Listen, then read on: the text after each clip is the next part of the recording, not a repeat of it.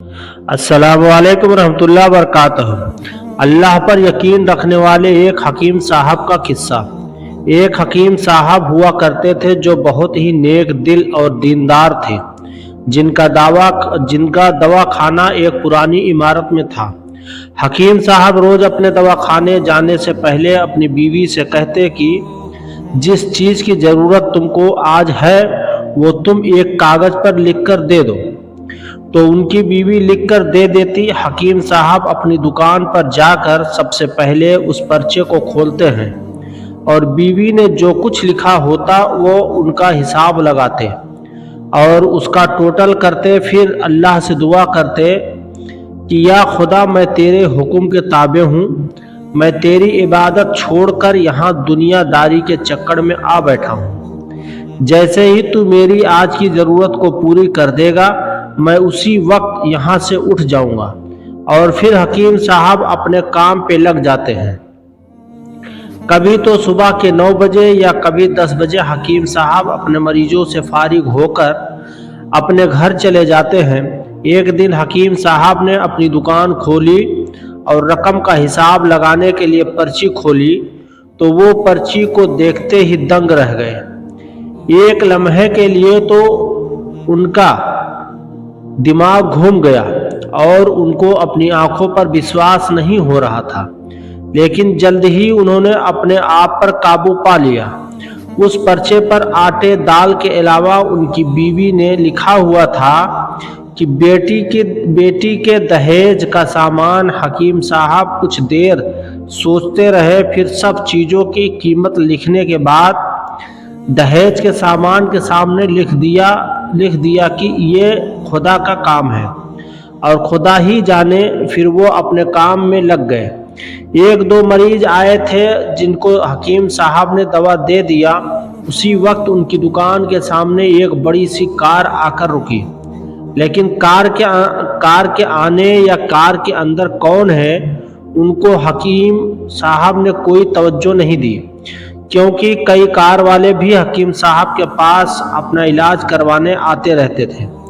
ये सब तो रोज का काम था। जब सारे मरीज अपनी दवा लेकर चले गए तो कार वाले साहब कार से बाहर निकले, हकीम साहब को सलाम किया और जाकर उनकी दुकान में बैठ गए। तो हकीम साहब ने कहा कि अगर आपको कोई दवा लेनी है तो यहाँ स्टूल पर आकर बैठ जाए ताकि मैं आपको चेक कर सकूं, और अगर आपको किसी और मरीज की दवा लेकर जानी है तो आप उस मरीज की हालात बता दें। फिर वो साहब बोले कि हकीम साहब, मुझे लगता है कि आपने मुझे पहचाना नहीं, लेकिन आप भला मुझे कैसे पहचान सकते हैं, क्योंकि मैं आपसे 15 साल बाद मिल रहा हूँ। अपनी पहचान के लिए मैं आपको अपनी पुरानी मुलाकात के बारे में बताता हूँ। जब मैं पहली मर्तबा यहाँ पर आया था तो मैं यहाँ खुद नहीं आया था, बल्कि मुझे यहाँ खुदा ने भेजा था, क्योंकि खुदा को मुझ पर रहम आ गया था और वो मेरा घर आबाद करना चाहता था। हुआ कुछ ऐसा था कि मैं अपने गांव जा रहा था, तभी हमारी गाड़ी आपकी दुकान के सामने आकर पंचर हो गई। ड्राइवर गाड़ी का पहिया लेकर पंचर लगवाने चला गया था। तभी आपने देखा कि मैं गर्मी और धूप में गाड़ी के पास खड़ा हुआ हूँ। फिर आप मेरे पास आए और दुकान की तरफ इशारा करके कहा कि आप अंदर आकर बैठ जाइए। तो मैंने आपका शुक्रिया अदा किया और कुर्सी पर आकर बैठ गया। ड्राइवर ने कुछ ज्यादा ही देर लगा दिया था। एक छोटी सी बच्ची भी मेरे पास खड़ी थी और बार बार कह रही थी कि मुझे भूख लग रही है, और आप उससे कह रहे थे कि बेटी थोड़ा सब्र करो, अभी थोड़ी देर में चलते हैं। मैं ये सोच रहा था कि मैं आपके पास इतनी देर से बैठा हूँ, लगता है मुझे आपसे कोई दवा खरीदनी चाहिए ताकि आप मेरे बैठने को ज़्यादा महसूस न करें। मैंने कहा कि हकीम साहब, मैं इंग्लैंड में रहता हूँ, वहाँ गए हुए मुझे 6 साल हो चुके हैं। जाने से पहले मेरी शादी हुई थी, लेकिन आज तक मेरी कोई औलाद नहीं है।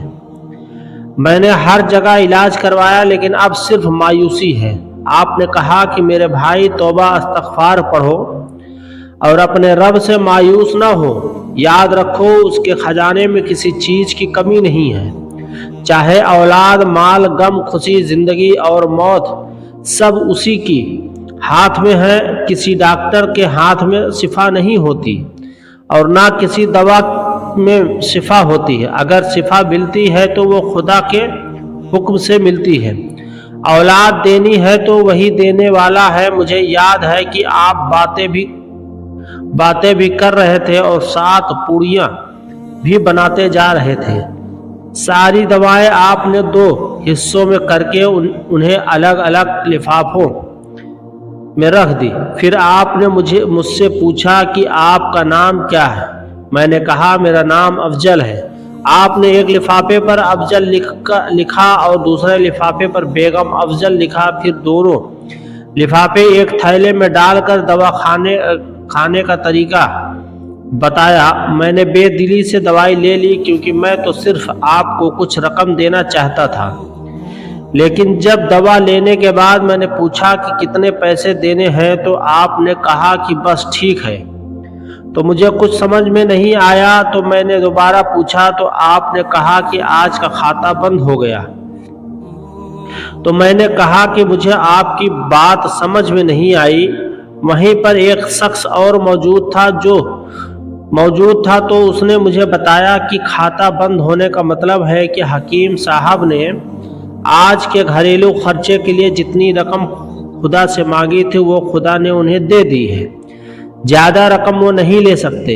मैं बहुत हैरान हुआ और दिल में शर्मिंदा हुआ कि मेरे कितने घटिया ख्यालात थे और ये सादा सा हकीम कितना अजीम इंसान है। फिर मैंने अपने घर जाकर अपनी बेगम को ये दवाएं दिखाई और उसे सारी बात समझाई तो वो कहने लगी कि वो कोई इंसान नहीं बल्कि हमारे लिए तो वो एक फरिश्ता है। मुझे यकीन है कि उनकी दी हुई दवा हमारे लिए फ़ायदेमंद साबित होगी। हकीम साहब, आज मैं 3 बच्चों का बाप हूँ। खुदा ने आपको हमारी मदद का वसीला बनाया। हम हमेशा आपके लिए ही दुआ करते हैं। जब भी मैं अपने गांव छुट्टी पर आया तो हर बार मैं आपकी दुकान पर आया, लेकिन मुझे हमेशा आपकी दुकान बंद ही मिली। मैं कल दोपहर को भी आया था, लेकिन आज की दुकान कल भी बंद थी। आपकी दुकान कल भी बंद थी। वहीं एक आदमी खड़ा था। उसने कहा कि अगर आपको हकीम साहब से मिलना है तो आप सुबह 9 बजे आ जाएं, वरना उनसे मिलना मुश्किल है। इसलिए मैं आज आपसे मिलने सुबह आया हूँ। जब 15 साल पहले मैंने आपकी दुकान में आपकी छोटी बेटी देखी तो मैंने बताया था कि उसे देखकर मुझे मेरी भांजी याद आ रही है। मेरी भांजी की शादी इस महीने में ही होनी थी। उसकी शादी का सारा खर्च मैंने अपने जिम्मे लिया था। मैंने उसे पैसे भिजवाए थे कि वो अपनी मर्जी की चीज़ें खरीद ले। उसे बुखार था, लेकिन उसने किसी को नहीं बताया। वो बुखार की दवाइयाँ खाती रही और घूमती रही। फिर एक दिन वो बाजार में बेहोश होकर गिर गई। अस्पताल ले जाने के बाद पता चला कि उसे बहुत तेज बुखार है और वो बेहोशी की हालात में दुनिया से चली गई। उसके इंतकाल होने के बाद ना जाने क्यों मुझे और मेरी बीवी को आपकी बेटी का ख्याल आया। हमने ये फैसला किया कि हम दहेज का सारा सामान आपकी बेटी के लिए पहुंचा देंगे और अगर शादी जल्द हो गई तो सारा इंतजाम खुद ही करेंगे और अगर अभी कुछ वक्त हुआ तो नकद रकम पहुंचा देंगे। मेरी आपसे ये गुजारिश है कि आप इन सब के लिए मुझे मना नहीं करेंगे।